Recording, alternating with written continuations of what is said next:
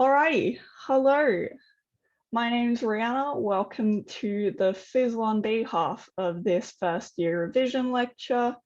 Welcome. I will share my screen and we will get started in a minute.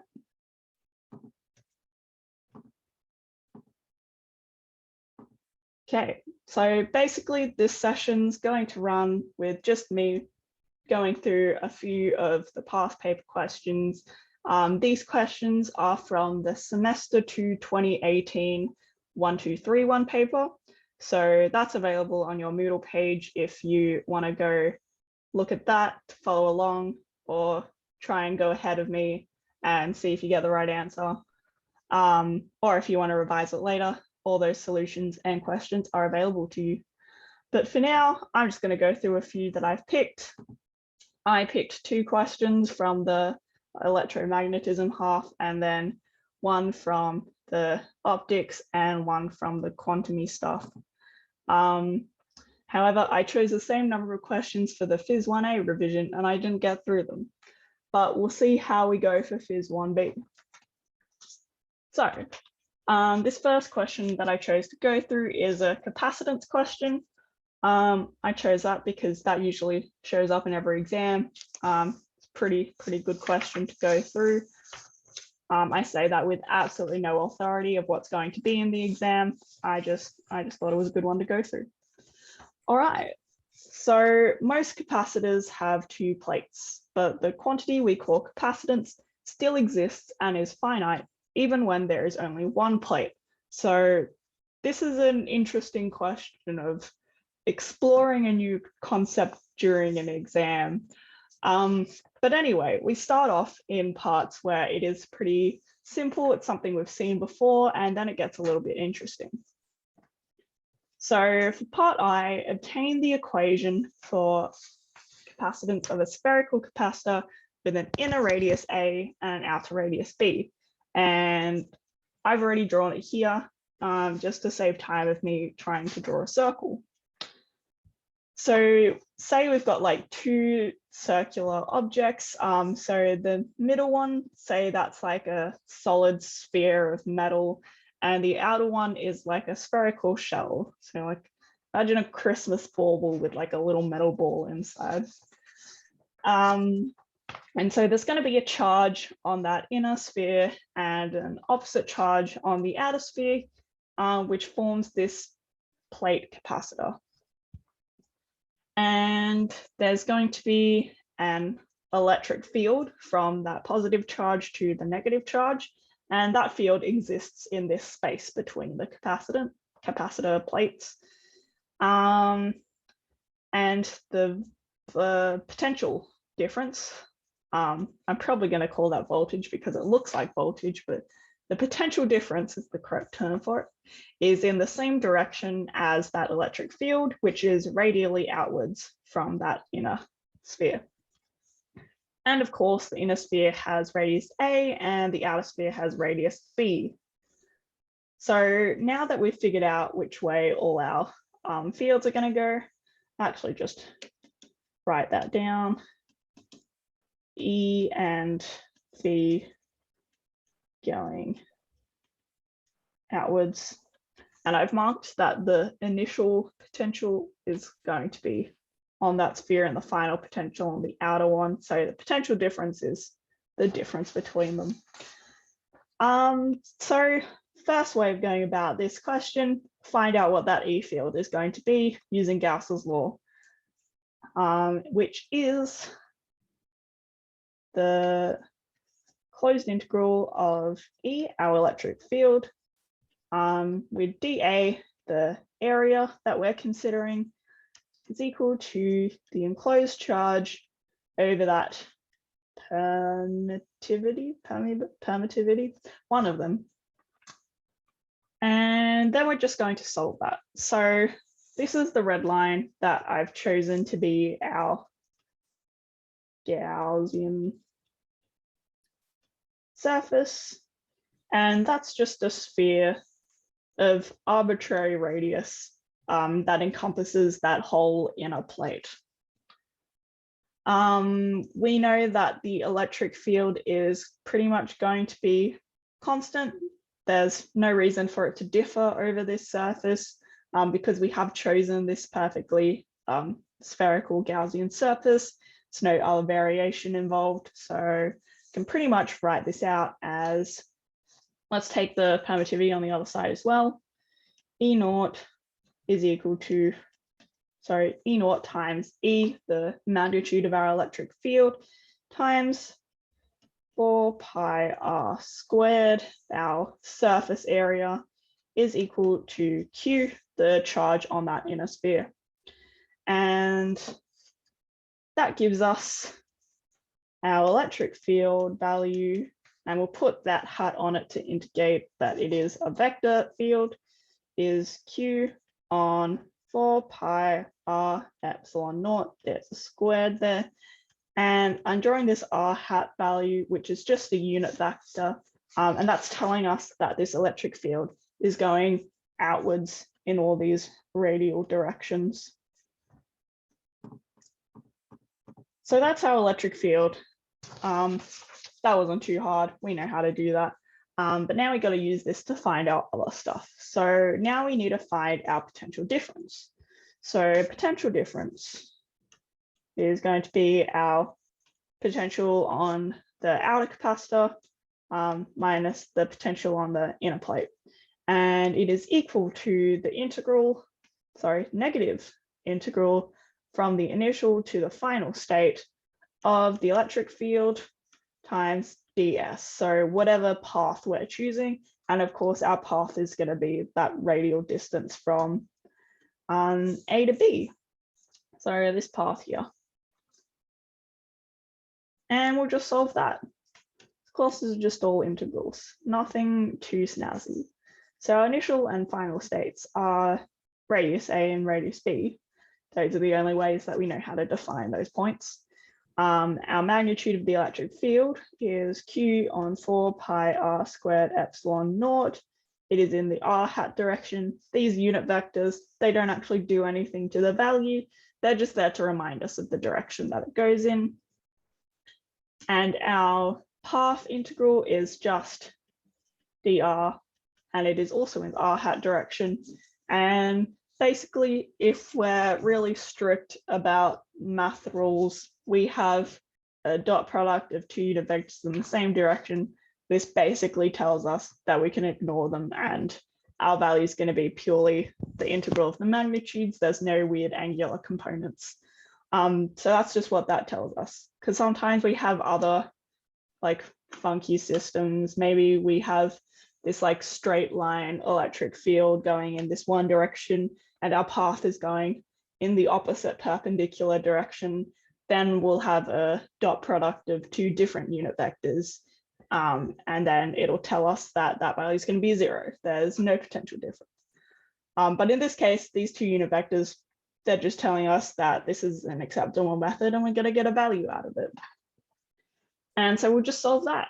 So delta V is equal to, we'll take the constant values out the front, negative Q on 4 pi epsilon naught, integral of A to B on 1 on r squared dr.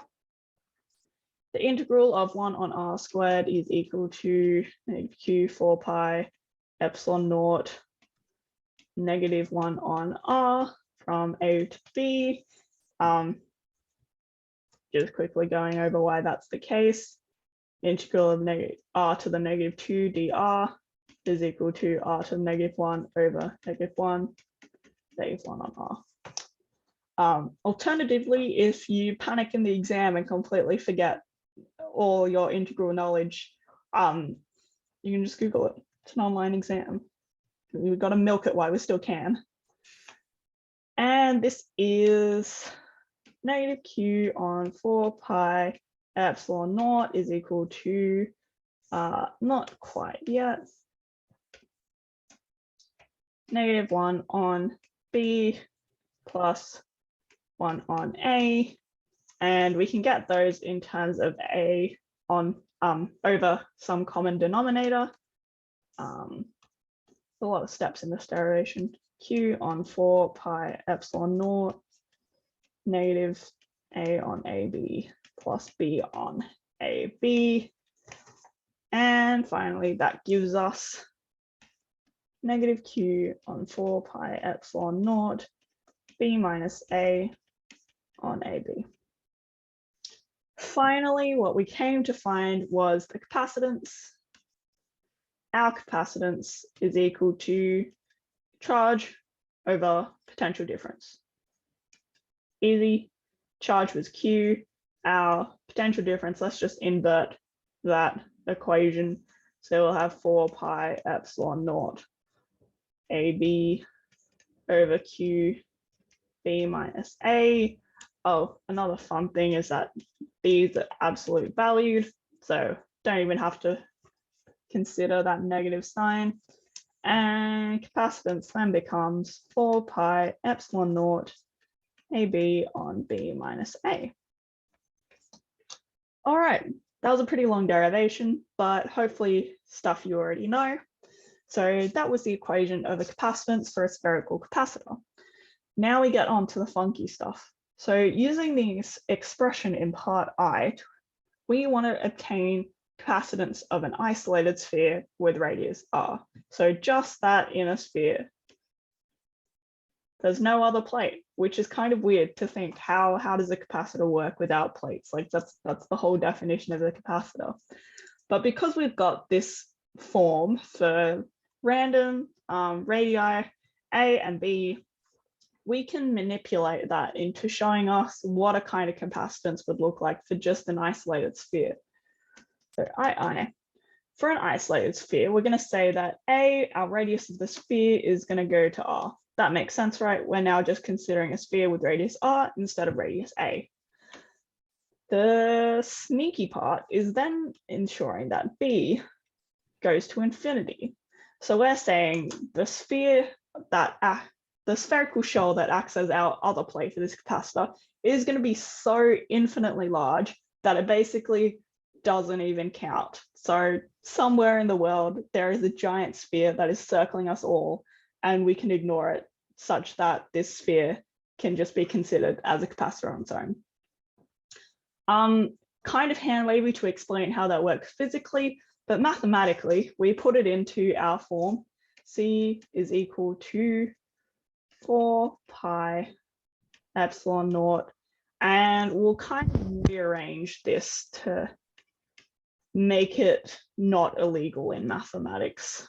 So let's take B out the front and we'll have 1 minus A on B, and we'll cancel out B, which is great because now we don't have like infinities everywhere, and then that doesn't mean anything mathematically. And what we get is that if B goes to infinity, then A on B goes to 0.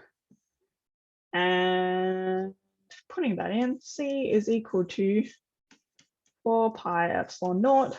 A goes to R, and 1 minus 0 is just 1. So that's what we're left with, which is pretty interesting that there is a physical result. How you would observe that in real life, I don't know. That's beyond my pay grade of nothing. Third question, calculate the capacitance of the drop that results when two mercury spheres, each of radius r equal to 2 centimeters, merge to form a single spherical drop.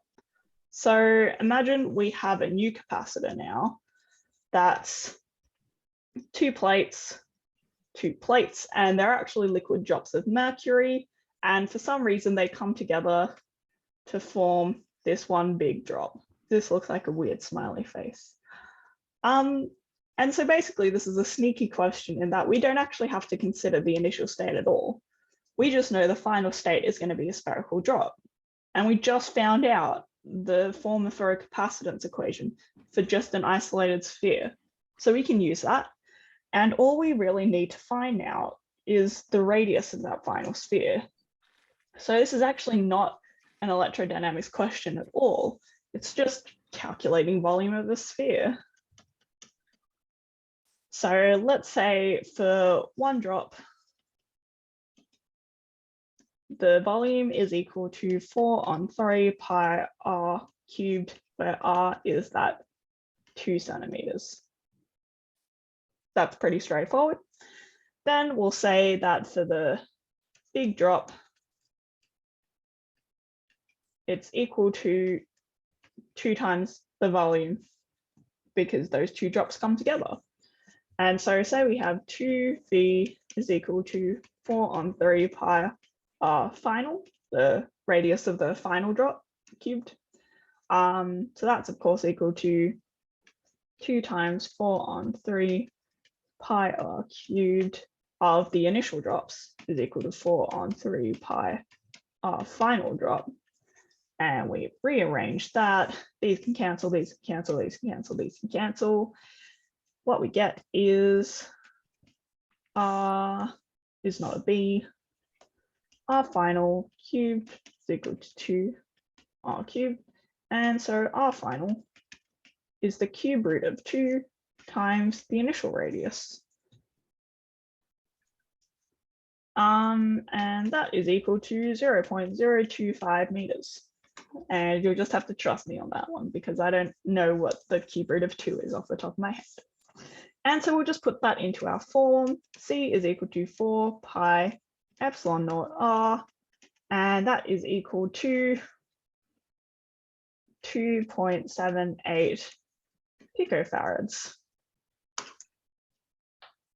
And that's our capacitance question. Feel free to ask any questions if you need me to clarify anything as we go through, but otherwise I'll move along. So the other question that I chose from the electromagnetism part involved a picture of a guitar. So I was like, that seems like a cool one to do. So the pickup for a Fender Stratocaster electric guitar, sorry if I butchered that, I'm not a guitarist, I'm a violinist, is illustrated below. Its purpose is to convert string vibration into a voltage that can then be amplified and used to drive a speaker for awesome purposes. The system consists of a ferromagnetic string, typically steel or nickel, and a small bar magnet within the coil wrapped around it. So noting that the system fails if the magnet is removed or the string is not ferromagnetic, i.e. you replace it with shitty nylon strings or the coil is not present, briefly explain how the pickup works.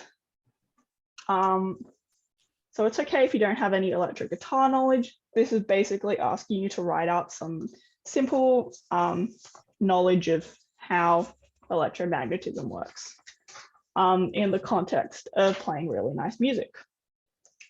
So basically, the bar magnet, which is within that coil, induces magnetization in the metal string. Then the string vibrates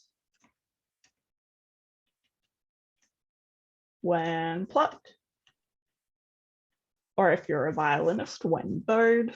Electric violins can be cool too. Thank you very much. So this leads to an oscillating magnetic field. And we know from all our theory, we've got a moving magnetic field. It's within another permanent magnetic field from that bar magnet. We've got interactions going on here. So this varying field as an element, produces an EMF in the coil. And this EMF is at the frequency of the string.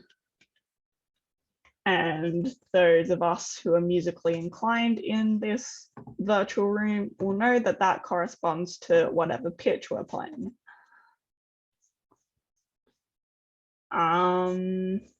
Amplitude of the vibration gives volume, and basically we've got some kind of voltage signal which can be processed.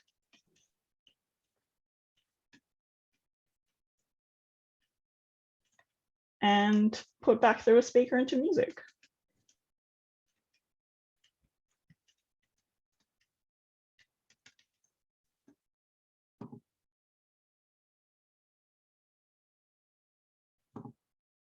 I'm assuming that's a trick question. Magnetization. Oh, sorry, I read that as magnetism. I'm like, you haven't heard of magnets before? Okay, magnetization. It basically means that we've got some sort of metal alloy that has these properties in it that's beyond the scope of this course, but it's got some sort of metallic properties. That means when you put it really close to a strong bar magnet, it's going to cause magnetization in the string, which means it's going to make it magnetic. So magnetization means that string briefly becomes magnetic. Cool. All right, so that's basically how a pickup moves in general magnet words. And then so part 2 is the string vibrates and results in a field within the pickup coil with magnitude of this sinusoid here, where B is in milliteslas and T is in seconds. The field is aligned along the axis of the pickup coil, which means there's no weird angular components of it. It's just the full magnitude of it is going to be picked up. And the circular coil has 30 turns and a radius of 2.7 millimeters. Find an expression for the EMF induced in the coil as a function of time. Our EMF is equal to the number of turns in the coil times the magnetic flux with respect to time. Our magnetic flux is equal to the magnetic field times the area. General forms for EM questions. And now we just got to figure out how to best put that together. So our EMF is equal to negative number of turns in the coil, d dt BA. Our area is just going to be that area of the coil. It's pretty consistent. It's not going to change in time, so we can take that out the front. Our B field was a function of time, so we're going to have to find the derivative of that. So this is equal to negative NA d dt, and let's put in that big equation that they gave us. So it's a sinusoid of 50 plus 3.2 sine 1046 pi t. 50 plus 3.2 sine 1046 pi t. And that's in milliteslas. So yeah, we can look like that. This is equal to negative NA, and we'll figure out what that derivative is. Time derivative of the constant goes to 0. We take this value, bring it out the front, and we get 1046 pi 3.2 turns into a cos 1046 pi t. And do the math. Negative NA. If we times these together, and this is in milliteslas, so if we also divide it by 1,000, then it becomes 10.52 cos 1046 pi t in Teslas. And the number of turns was, of course, 30, I believe. Yep, 30 turns and 2.7 millimeter radius. Negative 30. Our area of the coil is pi times 2.7 times 10 to the negative 3 to get it from millimeters into meters squared. And times you get by our first derivative of the B field, 10.52 cos 1046 pi. And running out of T.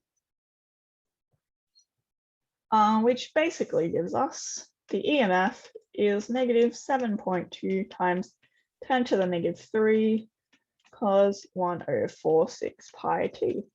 And that is in volts. And we can see that this is a very, very small amplitude in the signal, which is why we have to use an amplifier. All right. So that's the end of those email questions that I prepared. There are definitely a lot more concepts in electromagnetism. So don't forget there is, I think, another revision session on the Friday that's run by Women in Engineering. So do go to that for more examples. And now I'll move on to some of the other topics. Yeah, exactly. So the cross-sectional area of that cylinder. Okay, so now I'm looking at some of the optics questions. So that's that second topic that you guys did. So question 4, and I've got A and B here. So part A is just looking at an electromagnetic wave. We've got the frequency and it propagates in the X direction. And the electric field component of that light wave is going to have a peak value. So the amplitude of E is equal to 2 millivolts per meter directed along the Y direction. So let's draw this to start off with. Say this is Y, X, Z. So the wave is moving in this direction, which means we're going to have our E field in the plus minus Y direction. And because this is an EM wave, E field, let's get rid of that arrow.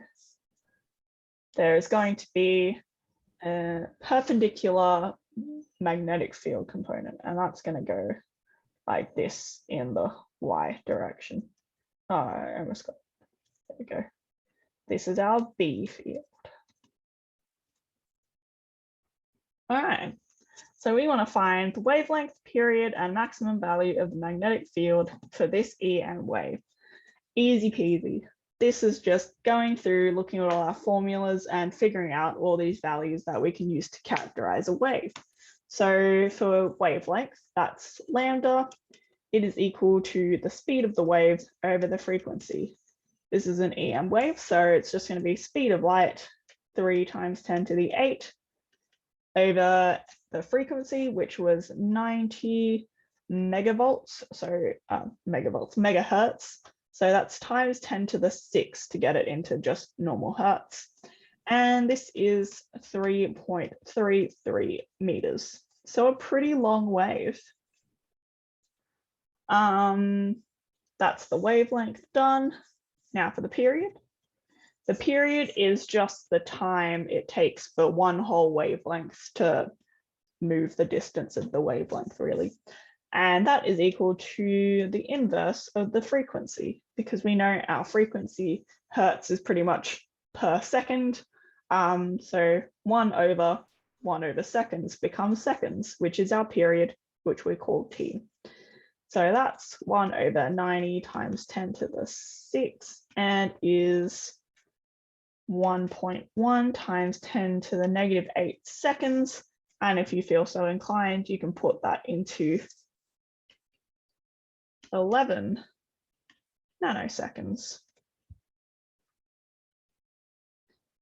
And lastly, maximum value of the magnetic field for this EM wave. Now, a fun fact is that the speed of light is equal to the E field magnitude. So that's the electric field, E field magnitude times the B field.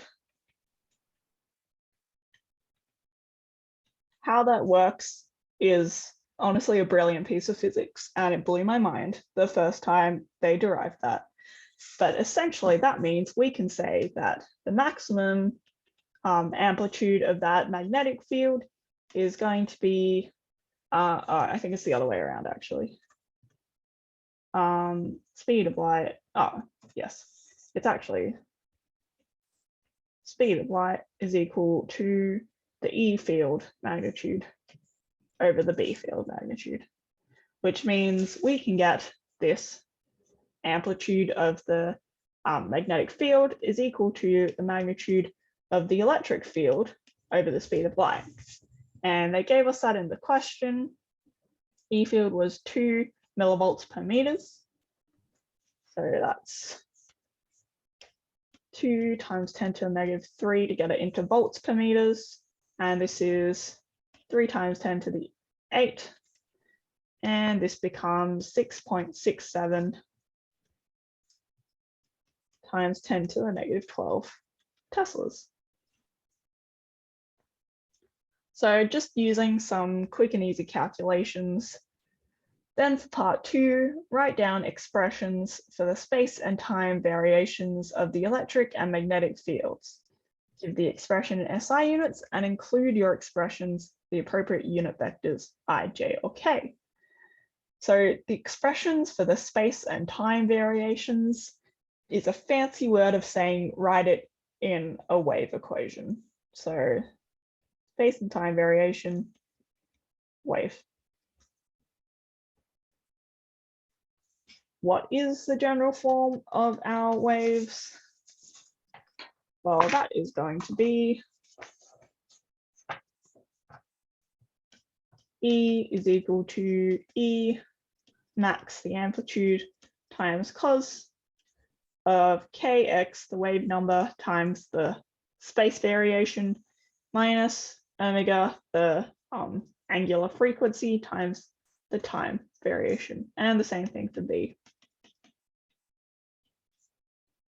Cos kx minus omega t. Now, we already found what some of the other values were. We found out what our amplitudes are. That was given, that we calculated. So now we just got to find k and omega. So k, our wave number, is equal to 2 pi on lambda, the wavelength. And we found wavelength before. And that's going to get us, actually, we can simplify this further. Let's just write out the forms. The angular frequency is then 2 pi f, and this can also be written as 2 pi on t. And so now our wave equations can be written as E is equal to E max cos of 2 pi x on lambda minus t on period. So that's another way of writing it, just substituting k with 2 pi on lambda and omega with 2 pi on t, and then taking the 2 pi out the front. And same thing for B. You can, of course, just go straight ahead and calculate the wave number and the angular frequency, but this is another way that was in the answer notes. So we're going to do it. And then we can just stick in the values that we got before. So our wavelength was 3.33 meters, and our period was 11 nanoseconds. And so now our waves are E, and we'll put like a little hat on it to show that it is a vector field. It is equal to 2.00 millivolts per meter times cos of 2 pi x on 3.33 minus t on 11, and we can put that is meters, and that's nanoseconds. They also asked us to put in unit vector directions. So in this case, I is our x is our I hat vector, y is our j hat vector, and z is our k hat vector. We know that the wave was traveling in I, and the electric field was going up and down in the y-axis, so that corresponds to the j vector, and the magnetic field must be perpendicular to both the electric field and the direction of the wave, so it can only be in the z-axis, which is our k vector. And so we'll just put j on the end of that. And then for our b, magnetic field, same hat notation to indicate that it is a vector. Our amplitude was 6.67 picoteslas, and then cos 2 pi x on 3.33 meters minus t on 11 nanoseconds, and that was of course in the k hat direction. And then that was part 2. So part 3 is find the average power per unit area carried by this wave. Wrote the wrong number there. All right, now we've got part 3.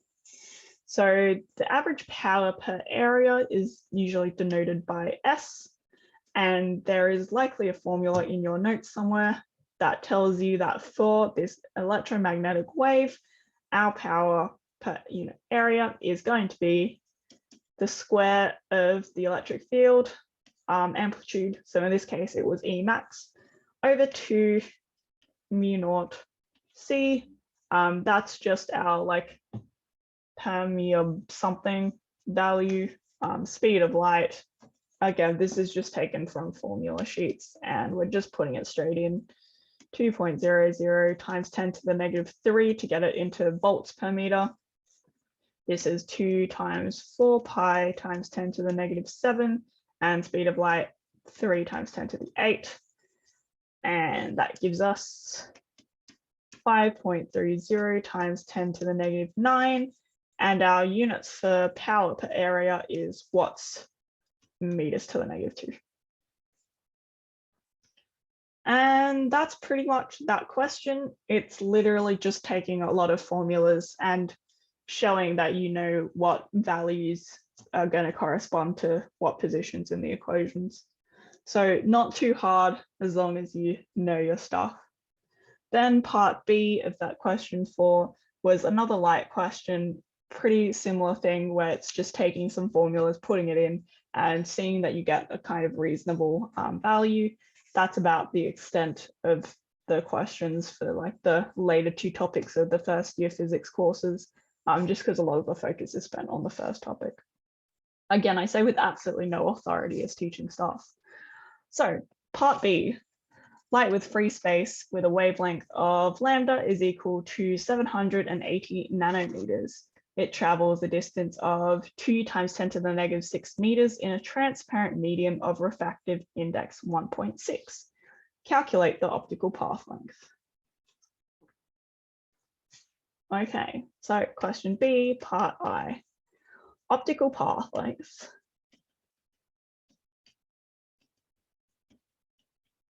The definition for that is equal to the real distance times the refractive index. So that was the measured distance that they gave us, which was the 2 times 10 to the negative 6 meters. And the refractive index they gave us is 1.6. And our optical path length is then 3.2 times 10 to the negative 6 meters. That's a pretty reasonable answer. We've got this refractive index, which is got this like higher refractive property than regular air. So it's going to distort our light wave and it travels further. Easy marks. Part 2, the speed and wavelength of the light in the transparent medium. So again, this is just using our formula, figuring out how a refractive index affects the speed and wavelength of the light. Okay, so the wavelength in the medium is going to be equal to the wavelength of just like what it would be in a vacuum, so lambda naught over n, the refractive index. It was a 780 nanometer wave over 1.6 gives us 487.5 nanometers. And similarly, the speed of light, I'm pretty sure it stays the same. Pretty sure that's the rule of life. Anyways, the last part is concisely define optical path length, giving the meaning of any symbols you used. We pretty much defined that in part I, but we can go over it again. So the optical path length is equal to the refractive index in which the wave's traveling through and the distance of the actual physical distance that it travels in the medium. And so the optical path length is then the distance corresponding to the equivalent number of wavelengths in the medium compared to the regular wave propagating in free space. So it's just like a scaled version of the distance the light travels based on the medium it's in. So those are two kind of parts of a typical wave equation for PHYS1B. Not too complicated, just a lot of questions. So it's got to be quick with knowing what corresponds to what. And wow, look at that. I've been spot on with time for this session. So we're up to the last question with 15 minutes to go. And this is a question from the contemporary physics or the quantum introduction to quantum part of 1B, which I always found the most difficult when I was doing it. I think you spend all this time learning the electromagnetism stuff and you think you just get it, and then they chuck you into quantum and you're like, I have no idea what this is. But basically, it's just a lot of maths, and there's only a few different forms of questions that they could ask you. So at this point, just familiarizing yourself with what kind of form of an answer you would expect is going to be really helpful in studying it. However, we're going to go through it. I'm going to try my best. So question 6a, this is looking at an infinite square well. And this is a concept that comes up all throughout physics. If you're staying on as a physics major, get used to this. This is your friend. If you're continuing on as an electrical engineer or some other quantum engineer, then good luck to you. So what is a square well with infinite walls?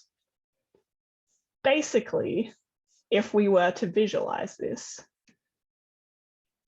we've got some region which has energy that is so large on either side that nothing can go through it. It's like this big force field of energy. And we've got some sort of particle and we've thrown it into this hole with big force field energy walls on either side. And because it's a particle and it's within this potential, it does something funky where it moves in waves depending on the energy. And that's pretty much mostly because we can't really figure out exactly where it's going. It's not like if we had like a rubber ball that we threw into like a water well where you're just like, oh yeah, it's sitting there. Because it's so small and it's in this potential region, we don't know where the particle is. What these waves correspond to is energy levels, where if we had a low energy particle, the waveform of the particle looks like this.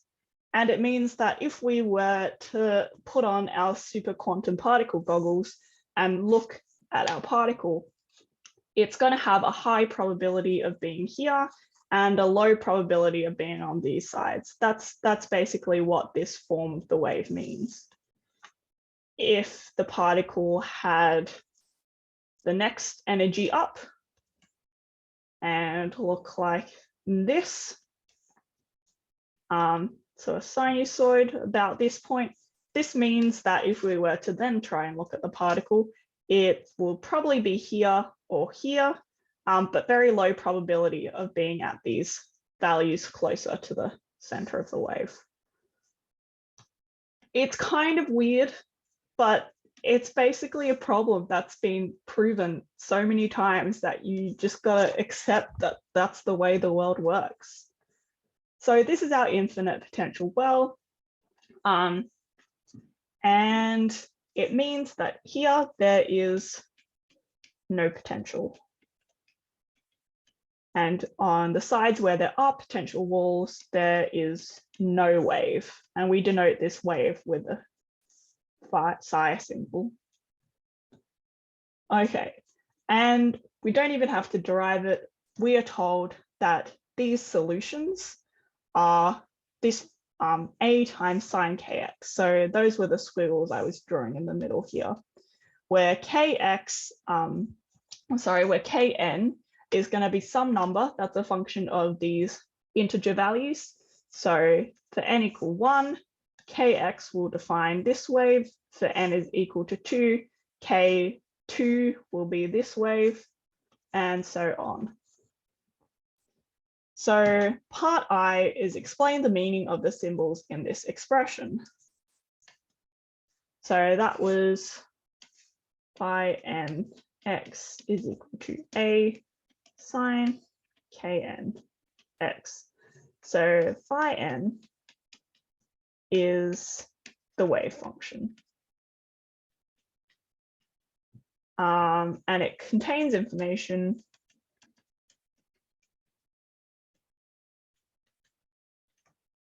about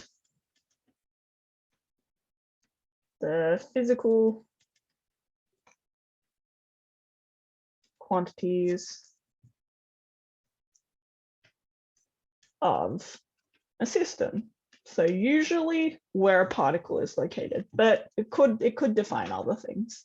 This is basically a very simple mathematical model that can be used to describe a lot of quantum phenomena. A is the normalization constant.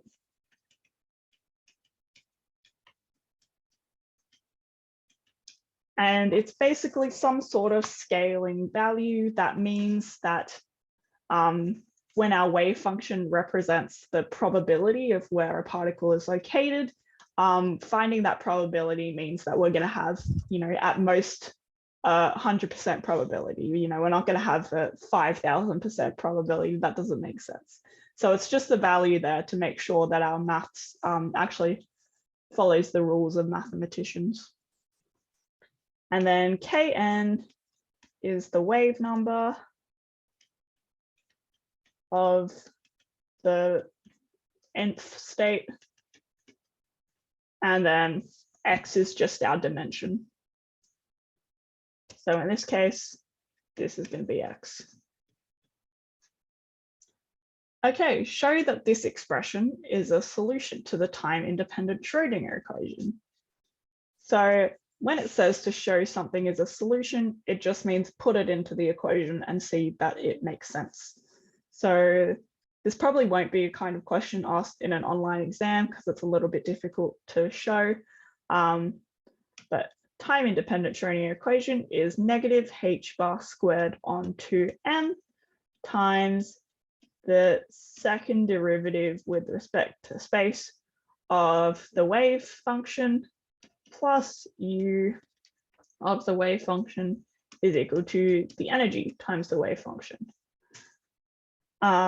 When we're just looking at the region in the potential well, we said that in this area, there's no potential, and that potential is usually denoted by U, just like in classical mechanics where we said UE was an elastic potential energy.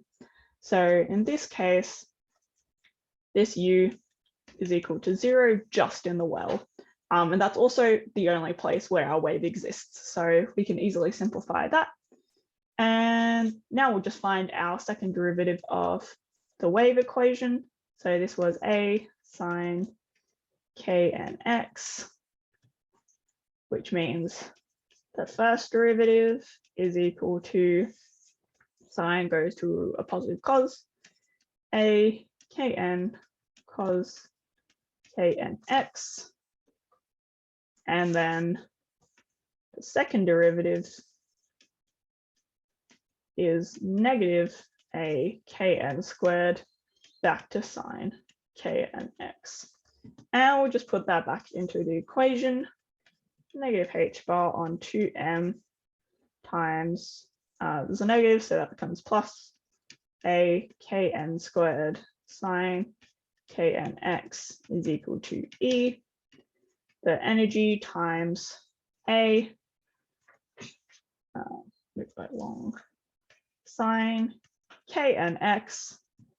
And by observation, we can see that this term, put those together, and this term is both equal to the waveform. And this pretty much works out. So this satisfies the solution. We've got some value h bar squared onto ma times kn squared of a. Actually, we just put the psi value back in, is equal to E times psi. And this is an equivalent expression. So the E energy value of whatever state is going to be equal to this.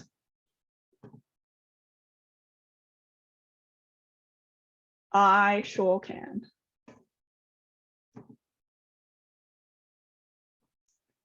So that's the derivation that I just did of proving that that wave function is the form that will satisfy this time-independent Schrödinger equation.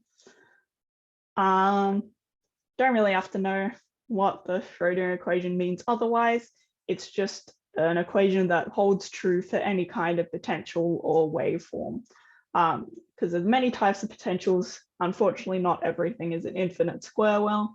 Sometimes you'll get, weird ones that look like this, and you got to get waves that are like this. Sometimes they're even worse than that. I did an assignment earlier this year with a potential that was like this, and you have to figure out how the wave moved through those peaks. So it's just a general form of an equation that works for the potential U and then the waveform psi. All right, so part 3. Rewrite this solution in an expression including the width of the well L. So they want us to rewrite this in terms of this width of the potential. So let's define along this axis that it starts at x is equal to 0 and ends at x is equal to L. So it's got this length L. And the only way we can kind of arrange this to figure out, to put it into a term of L, is by figuring out what that wave number is going to be. Another characteristic of this potential well is that on these boundaries, the wave equation must be 0. And that's because this waveform must be continuous. And if on these edges, past these boundaries in these like magical walls, the wave is 0, it can't be there, then it must start at 0 and come out. So it is continuously at that wave is equal to 0, and there's no sharp bumps in that. So it's continuous even between the boundary lines. So let's write that out. So for this part, we want to find the wave number in terms of L. And we also know that at boundaries, phi is equal to 0 due to continuity. And so that means that phi at 0 is equal to phi at L is equal to 0. And our wave equation is, of course, A sine KNX. So let's consider when x is equal to L. So for psi of L is equal to A sine KNL is equal to 0. What we want to find out what values of K and L is going to correspond to that 0 value. And so we know that sine of the value is 0 when sine, and the value in the sine is n pi is equal to 0, right? Let's draw a sine wave, blah, blah, 0, pi, 2 pi, etc. So this equation holds true if K and L is equal to n pi. Then we rearrange that. Kn is equal to n pi on L. And so now we've got this wave number, which we knew already was different for different like integer discrete positions, which is n. So n is equal to 1, 2, 3, etc. And it is now also a function of L. So we can put that back into our wave equation. Phi is equal to A sine n pi x on L. And it's 5 o'clock and we're just at our last question, nearly there. Part 4, using part 3, find the expression for the probability density Pn and sketch and label P and X for the first 3 confined states of the well. All right. So P and X. P is our probability, and this wave function it's just the mathematical tool, right? But it is one that we use to measure the probability of where that particle is, like I was describing before. And this exactly is equal to P, that probability. Actually, it's a function of X. So we'll write that in there. Probability of X is equal to the integral from 0 to X of the wave vector, that wave function star times the normal wave function dx. This star value just means like the complex conjugate, because sometimes we have really funky, complicated wave functions. In this case, it's just a real sinusoid, so it's going to be equal to 0x phi squared dx, because the complex conjugate's exactly the same. And we can solve that. It is just going to be a squared sine squared n pi x on L dx.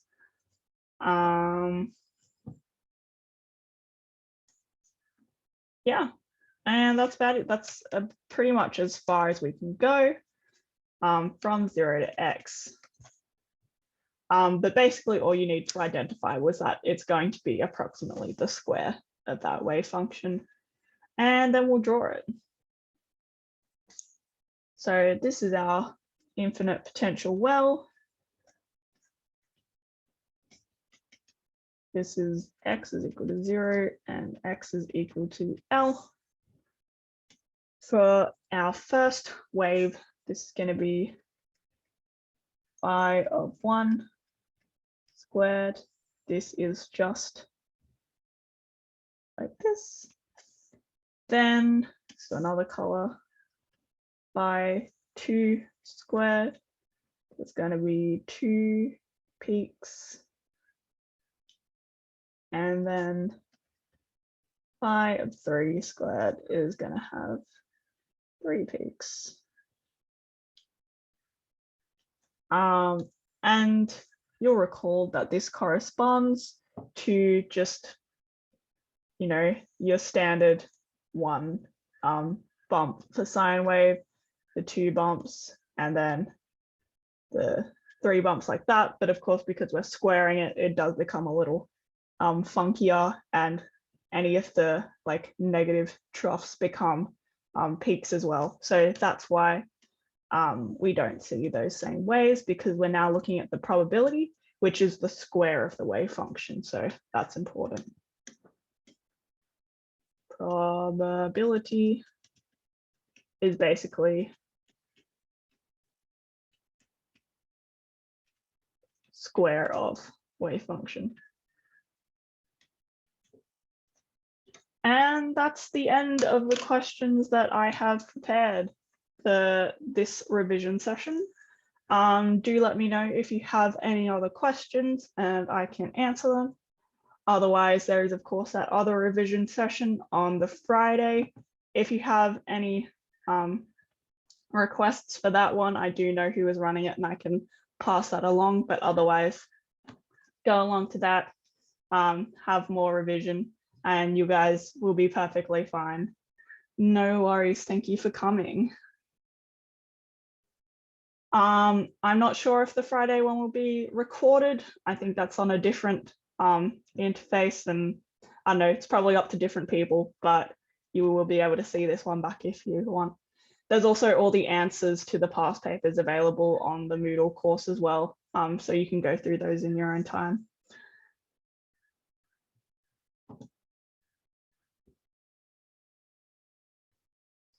All good. Thank you for coming today.